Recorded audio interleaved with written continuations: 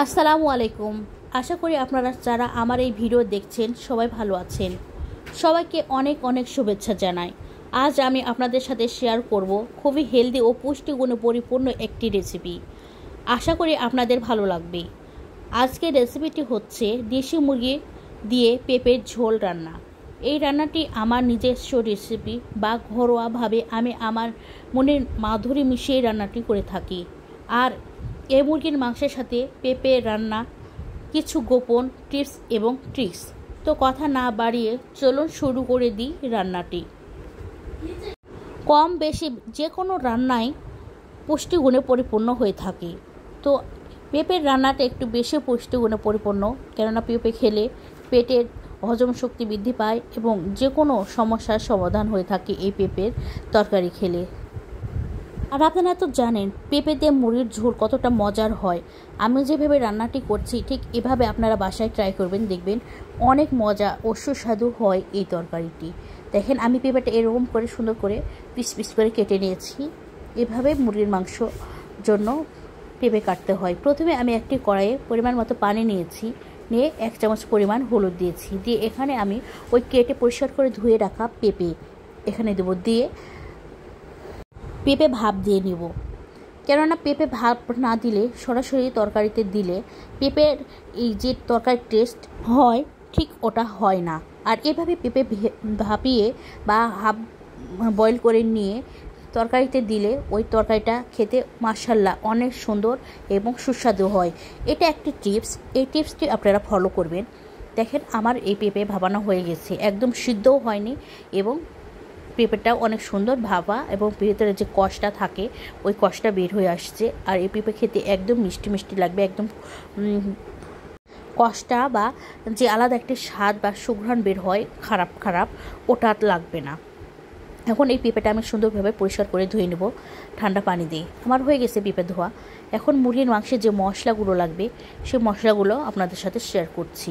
এখানে আমি পরিমাণ মতো লবণ 1 চামচ পরিমাণ, ধনিয়া গুঁড়া 1 চামচ পরিমাণ, মরিচের গুঁড়া 1 চামচ পরিমাণ, জিরা গুঁড়া 1 চামচ পরিমাণ, হলুদের গুঁড়া 2 চামচ পরিমাণ, আদা রসুন বাটা দিব।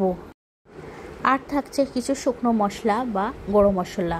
এখানে সাদা এলাচ নিয়েছি 4টি, কালো এলাচ 1টি নিয়েছি, লবঙ্গ নিয়েছি 4টি, তেজপাতা 2টি, দারচিনি নিয়েছি ছোট 4 পিস, 5 থেকে 7টি গোলমরিচ নিয়েছি আর 8 থেকে 10টি কাঁচামরিচ নিয়েছি। আমার পেঁয়াজের বেরেস্তা তোলা নেওয়া হয়ে গেছে। এখানে পেঁয়াজের বেরেস্তার জন্য আমি 2টি পেঁয়াজ নিয়েছি আর পরিমাণ মতো তেল নিয়ে এখানে হাফ কাপ পরিমাণ পেঁয়াজ কুচি বা পেঁয়াজ গোল গোল করে আমি কেটে নিয়েছি, ওটা দিয়েছি। এখানে হাফ কাপ পড়তে এখানে 4 থেকে 5টি পেঁয়াজ কুচি নিয়েছি। নিয়ে এটা আমি এখন 3 থেকে 4 মিনিট এভাবে ঢাকনাতে ঢেকে সিদ্ধ করে নেব বা পানির পেঁয়াজের যে পানি থাকে ওটা শুকিয়ে নেব। আমার হয়ে গেছে। এখন ওই মশলাটা এখন এই পেঁয়াজের মধ্যে। আপনারা বাসায় যখন পেঁপের তরকারি যে কোনো রান্না করবেন ওই পেঁপের তরকারিতে অবশ্যই কাঁচা মরিচ দেওয়ার চেষ্টা করবেন, গুঁড়া মরিচ দেওয়ার দিবেন না। কেননা পেঁপেতে কাঁচা মরিচ দিলে টেস্ট একটু বেশি ভালো লাগে। আমি আমার এই রান্নাতেও কাঁচা মরিচটা একটু বেশি ব্যবহার করেছি আর গুঁড়া মরিচটা একটু কম দিয়েছি।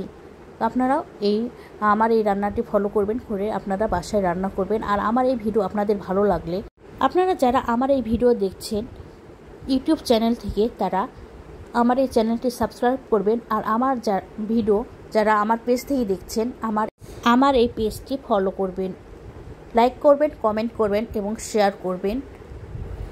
আমার মশলা কষানো হয়ে গেছে। এখন পরিষ্কার করে ধুয়ে রাখা ওই মুরগির মাংস এই মশলার সাথে কষিয়ে নেব। 10 থেকে 15 মিনিট আমি এই মশলার সাথে মুরগির মাংস কষিয়ে নেব ঢাকনা দিয়ে ঢেকে।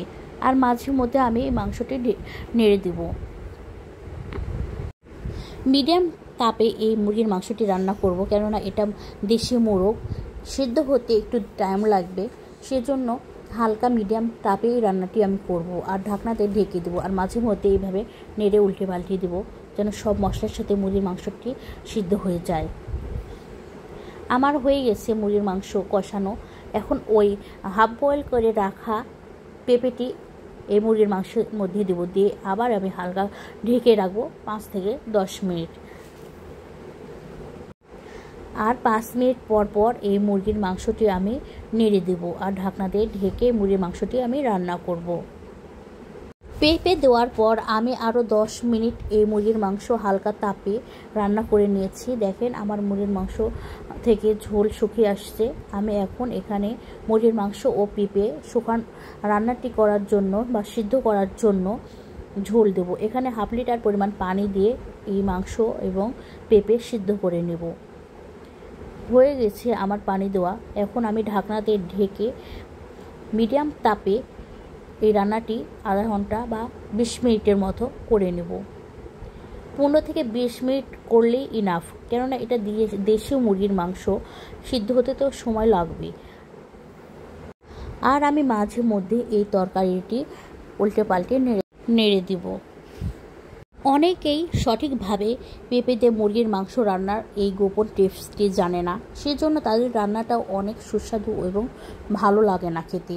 পরিবারের ছোট বড় সদস্যরাও খেতে চায় না। তো আমার এই রেসিপি ফলো করে বাসায় রান্না করবেন, দেখবেন পরিবারের সকল সদস্য অনেক পছন্দ করে এই খাবারটি খাবে, পেঁপে দিয়ে মুরগির ঝোল। আমার মুরগির মাংস কষানো হয়ে গেছে বা সিদ্ধ করা হয়ে গেছে। এখানে 1 কাপ পরিমাণ পানি দিয়ে এই মুরগির মাংস এখন রান্না কমপ্লিট করব। এখন আমি ঢাকনাতে ঢেকে মুরগির মাংসের যে পানি দিয়েছি এই ঝোলটি ফুটিয়ে নেব। ফুটিয়ে নিলে আমার এই রান্নাটি হয়ে যাবে।